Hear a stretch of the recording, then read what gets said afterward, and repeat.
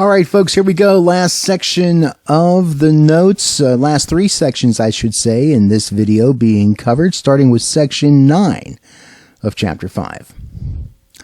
Online research strategies. Daily and hourly traffic breaks down audience profile data by specific day and hour, which can be very helpful as people are online all over the world, 24 hours a day, 7 days a week, and getting that detailed is really, really easy to do. Average usage includes statistics on the number of sessions, pages viewed per session, time spent per session, and time spent per page. So each of those kind of categorizing different things in terms of the popularity of a website in and of itself, how long people spend on a particular website or on a particular page of a website, and those sorts of things. Some other services include ComScore's Media Metrics and RenTrack. These are things that also will help with web tracking. Page views, also known as page impressions. This is where one or more online files presented to a viewer as a single document, as a result of a single request received by the server. Visits is defined as a series of interactions with a site by a visitor. Click-through would be the result of clicking on an advertisement that links to the advertiser's website to another page within the website, and this is how some websites make money. If you've heard the term pay per click, this is what results in that. Unique visitors, the number of different people visiting a site within a 30-day period. This would be the same as what we talk about as CUME in the broadcast world.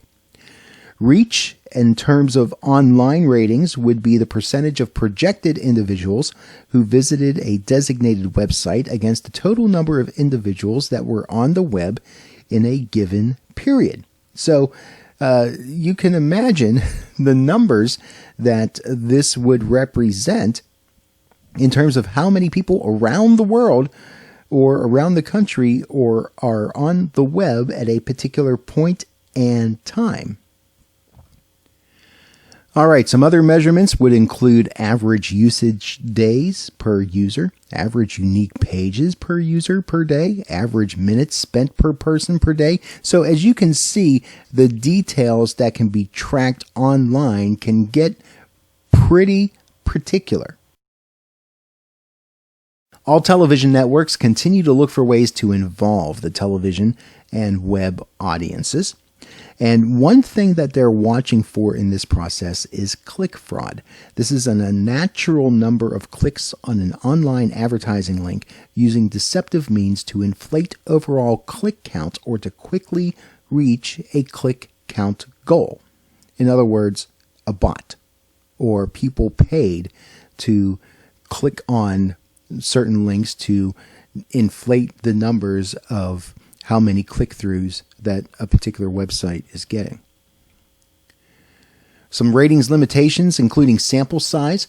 Certain demographic groups have to be weighted to adjust for the lack of people in the sample.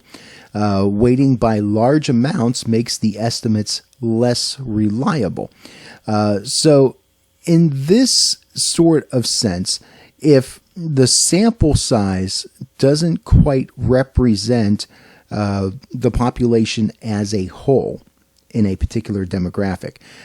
Say you're reaching women 18 to 34, and you don't have enough of a representation in your sample size that would truly represent all women ages 18 to 34, then your ratings numbers are going to be skewed and not necessarily something that you can trust in terms of gauging audience involvement and effective reach. Another limitation, lack of representation.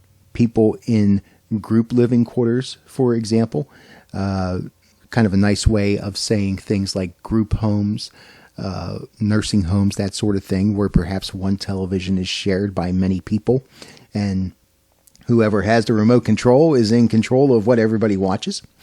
Also, people watching TV from outside the home. So if you go to a sports bar, for example, and are watching the game simply because it happens to be on at the place that you are consuming your favorite drink.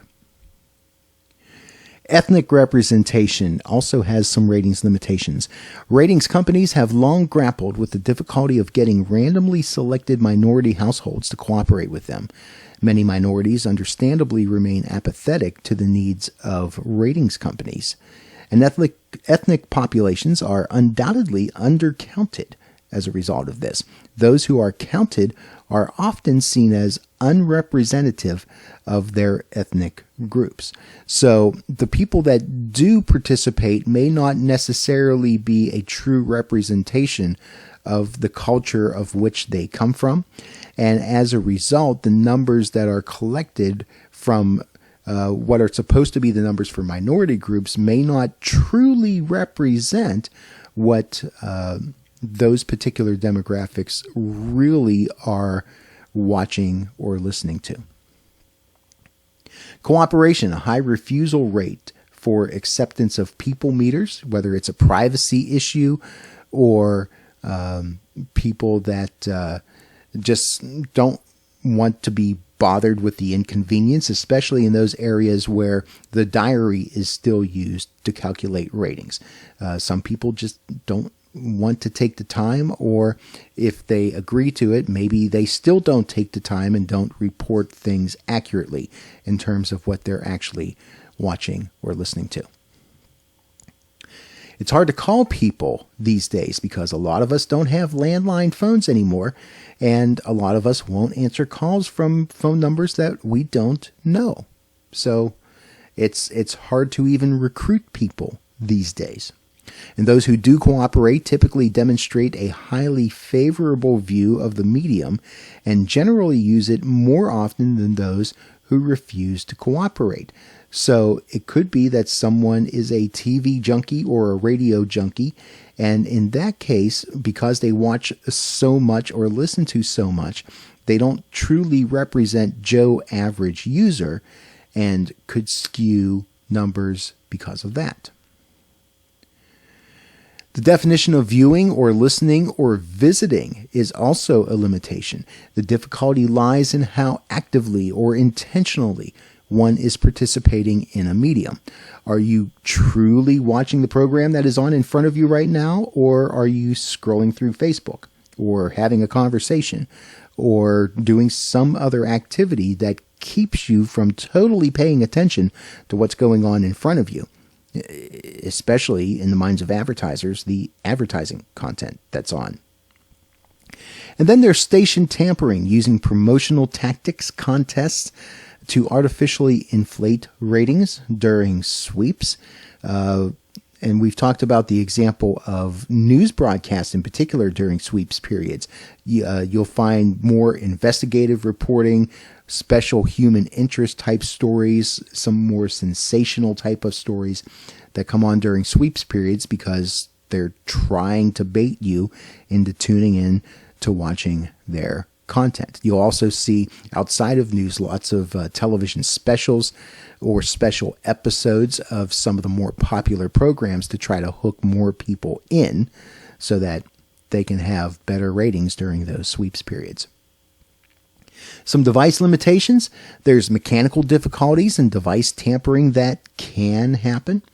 There's also the demographics of the users themselves. They tend to be younger. They tend to be urban. They tend to have smaller families. So it doesn't really truly represent the broad demographics that are out there across the country. Some other device limitations include resistance to installation of equipment. People don't want to be inconvenienced. They don't want people coming in to do the installation. They see it as an invasion of their privacy. For others, those that get people meters installed, maybe they weren't actively watching television a whole lot beforehand. Once they get the people meter, they wind up watching a lot more television. It's kind of that idea of, there's this thing tracking what I'm watching. I should probably give it something to track. So they wind up watching more than usual, which makes them not representative of who they were originally. And then passive people meters are viewed suspiciously because of things like invasions of privacy.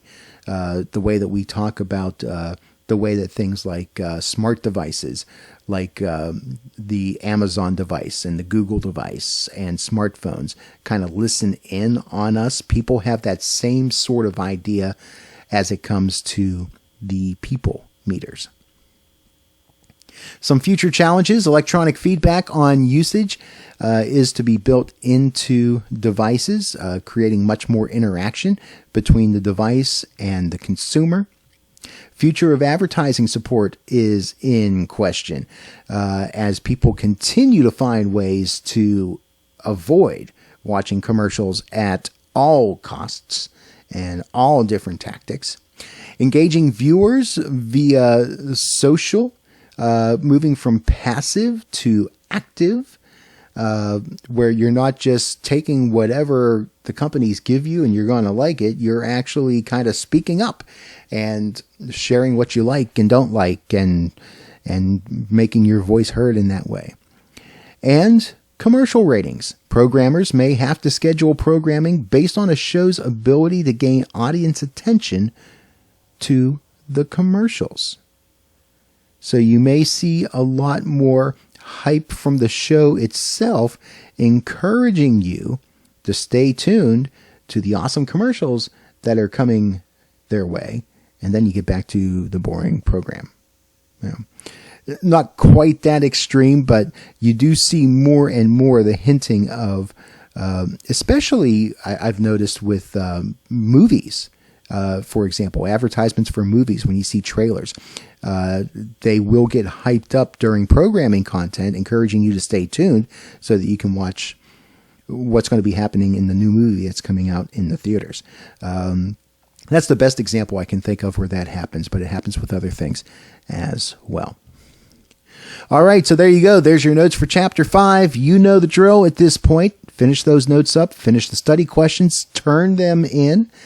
Make sure you check out the pre-class questionnaire on Blackboard. Your responses to that survey help to fuel our discussions when we get together.